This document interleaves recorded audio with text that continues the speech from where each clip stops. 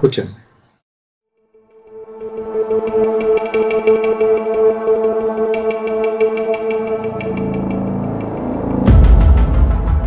యుగాంతం మొదలైంది 2000 సంవత్సరంలో. యుగాంతం ఏంటి, మొదలవటం ఏంటి, అది కూడా 2000 సంవత్సరాలు ఏంటి? మీకు ఏమైనా పిచ్చా? అవును, మీరు చదివింది నిజమే. సెకండ్కి మారుతున్న కాలం, రోజు రోజుకి పరిమాణం తగ్గుతున్న మన భూమి. దీని గురించి మాకు క్లుప్తంగా చెప్తారా? మానవ జాతి భూమిపై నుండి అంతరించిపోవడానికి ప్రధాన కారణం సైన్స్. మానవ జాతి మన భూమిపై నుండి అంతరించిపోవడానికి ప్రధాన కారణం సైన్సా? అవును, నిజమే. మానవ జాతి ప్రకృతి మీద ఆధారపడి బ్రతికినంత కాలం ఈ భూమిపైన సురక్షితంగానే ఉన్నాడు. కానీ సైన్స్ మీద ఆధారపడి బ్రతకడం వలన మన భూమి గొల్ల అవ్వడమే కాకుండా మానవ జాతి అంతరించిపోవడానికి ప్రధాన కారణం అవుతుంది. ఇప్పటి వరకు మన భూమి ఎంత గొల్ల అయ్యింది అనే ఆలోచన లేకుండా ప్రతిరోజు మానవ జాతి బ్రతకడం కోసం మన భూమిని గొల్ల చేస్తూనే ఉన్నాడు. మన భూమి ఇప్పటి వరకు ఎంత గొల్ల అయిందో తెలియదు. ఒక్కరు కూడా దీని గురించి ఆలోచించడం లేదు. దాని వలన మన భూమి ఒత్తిడికి గురవుతుంది. ఏంటి, మన భూమి ఒత్తిడి గురవడం ఏంటి? మీరు గ్లోబల్ వార్మింగ్ని ఒత్తిడి అనుకుంటున్నారా? కాదు, అంతకు మించి ఉన్న ప్రమాదాన్ని నేను మీకు వివరిస్తాను. మానవ జాతి ప్రతిరోజు ముడి చమురు వాడటం వలన మన భూమి పరిమాణం చిన్నదవుతున్నది. దాని వలన మన భూమిపైన ఒత్తిడి పడుతుంది. ఒత్తిడి పెరిగే కొలది సాధారణ వాతావరణం వల్ల విపత్తులుగా మారుతాయి. అదేలా? మనం ముడి చమురు అనేది సముద్రంలో తీసి వాడుతున్నాం కదా. అవును. ముడి చమురు అనేది రీసైకిల్ జరగదు కదా. అవును. మీరు చెప్పిన దాంట్లో ఎంత నిజముంది? మనం ప్రతిరోజు ముడి చమురు వాడటం వల్ల మన భూమి పరిమాణం చిన్నదవుతుంది. మన భూమి పరిమాణం చిన్నదవుతుందని మీకెలా తెలుసు? ప్రతిరోజు ముడి చమురు వాడటం వల్ల మన భూమి పరిమాణం చిన్నదవుతున్నది.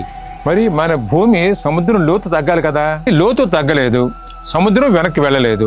మరి భూమి పరిమాణం తగ్గిందని మీరు ఎలా గ్రహించారు? మన భూమి పరిమాణం చిన్నది అవుతుంది అంటే పరిగణలోకి తీసుకోవాల్సింది మన భూమి మొత్తాన్ని కాదు, కేవలం మన భూమిపైన ఉన్న నీటిని మాత్రమే పరిగణలో తీసుకోవాలి. ఎందుకంటే సకల జీవరాశులు జనన మరణ ఆయుష్ మరియు కాలాలు అన్నీ కూడా ఈ నీటిలో నిక్షిప్తమై ఉన్నాయి.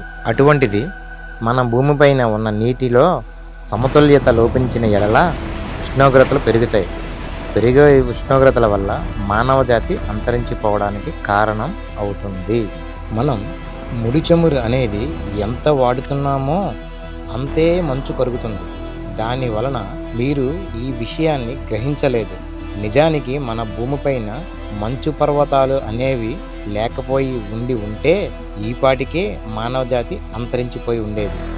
మీరు ఎలా చెప్పగలరు మానవ జాతి అంతరించిపోయి ఉండేదని? గడిచిన 170 సంవత్సరాలుగా మానవ జాతి ముడి చమురు మీద ఆధారపడి బతుకుతుంది. దాని వలన మన భూమి ఇప్పటి వరకు 1.5 కిలోమీటర్ లోతు కోల్పోయింది. ఏంటి, మన భూమి 1.5 కిలోమీటర్ పరిమాణం చిన్నదవటం ఏంటి? మన భూమి నూలు పోగు సైజు కూడా తగ్గలేదు.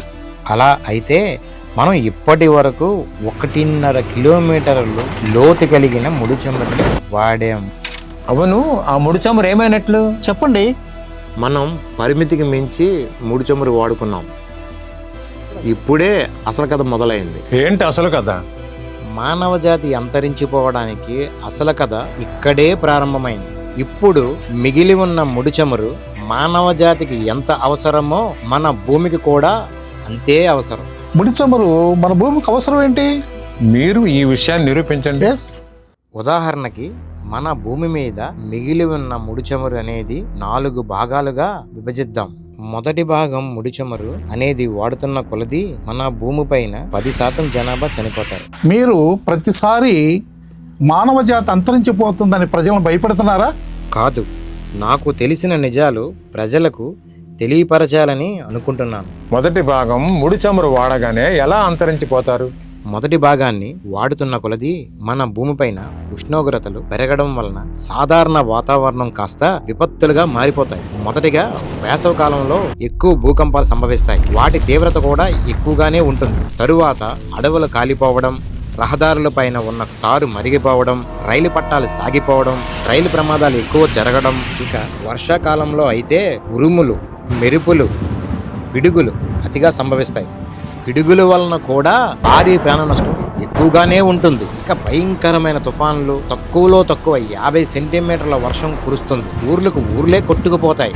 50 సెంటీమీటర్ల వాన అనేది కామన్ అయిపోతుంది. శీతాకాలంలో అయితే మంచు ఎక్కువగా కురుస్తుంది. ఇలా మొదటి భాగం ముడి చమురు ఖర్చు అయ్యే లోపు 10% జనాభా అంతరించిపోతారు. ఇక రెండో భాగం ముడి చమురు అనేది ఖర్చు చేస్తున్న కొలది వచ్చే ప్రళయాలు ఎలా ఉంటాయంటే మెగా భూకంపాలు వస్తాయి, మెగా సునామీలు, మెగా తుఫాన్లు సంభవిస్తాయి. ఇవి చాలు మానవ జాతి సగానికి పైనే అంతరించిపోవడానికి.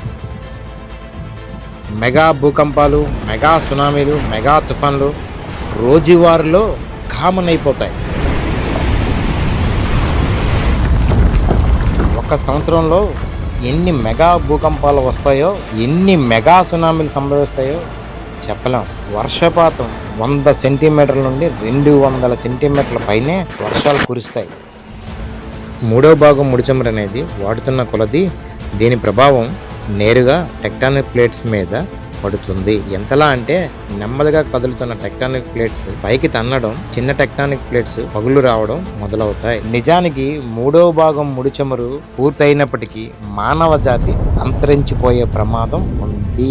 ఇంకా మానవ జాతి ఈ భూమిపైన మిగిలిన్నారు అనుకుందాం. ఇక నాలుగో భాగం ముడి చమురు అనేది మానవ జాతి ఖర్చు చేయలేరు, కానీ ఖర్చు చేస్తున్నాం అనుకుందాం. మనం ఖర్చు చేస్తున్న కొలది దీని ప్రభావం టెక్టానిక్ ప్లేట్స్ మీద పడుతుంది.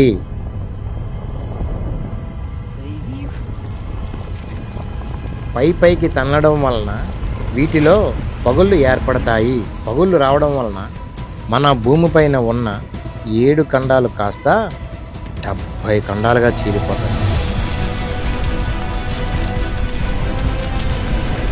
దాని వలన లావా బయటికి వచ్చేస్తుంది.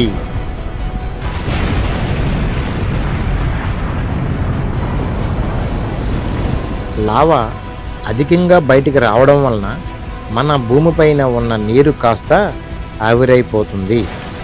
దాని వలన మన భూమి కూడా మండే గోళంగా మారిపోతుంది.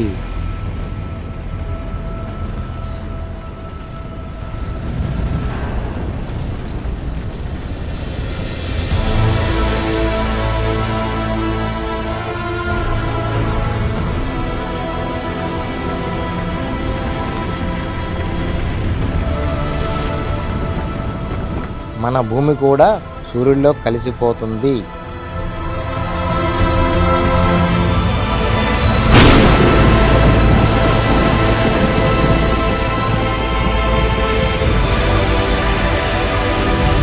ఇక్కడితో ఈ కథ ముగిసిపోతుంది.